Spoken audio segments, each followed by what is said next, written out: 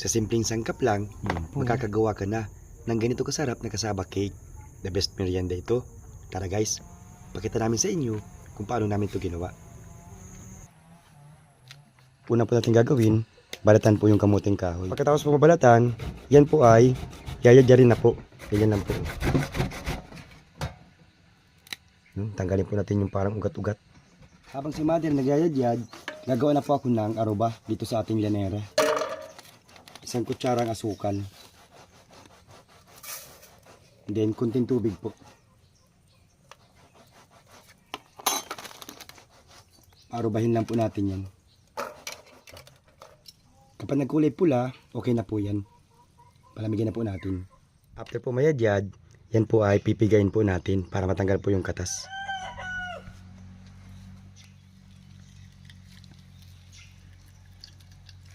Ganito po yung magiging resulta after po mapigaan. Kapag napigaan na po, sangkapan na po natin yan. 2 itlog,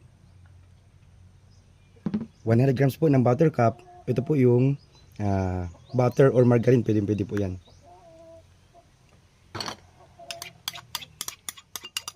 Isang lata po ng vaporada.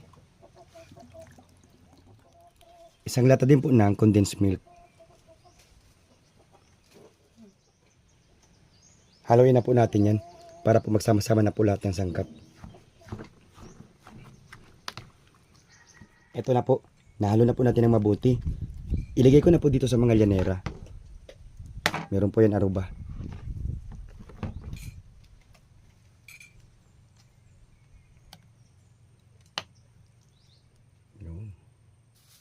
Tatakpan ko lang po ng aluminum foil. Ganyan lang po. Okay na po yan. Ganito po, steam ko po ito ng up to 1 hour para po sure na lutong-luto. May tubig po yan ha. Arrange lang po natin ng maayos. Bali po yung nagawa ko po ay nasa 7 piraso.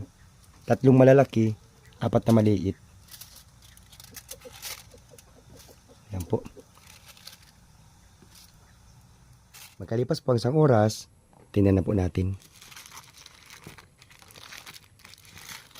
Iyon. Tusukin po natin. Dapat po wala nang sasama dyan.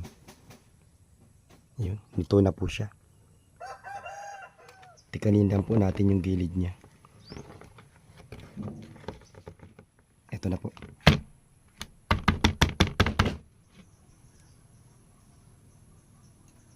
Yan po.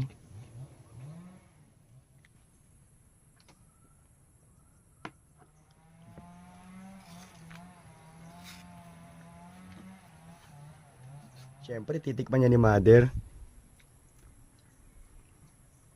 Panalong panalo. Gawin ninyo ito ha, masarap talaga ang kasaba cake. Yun.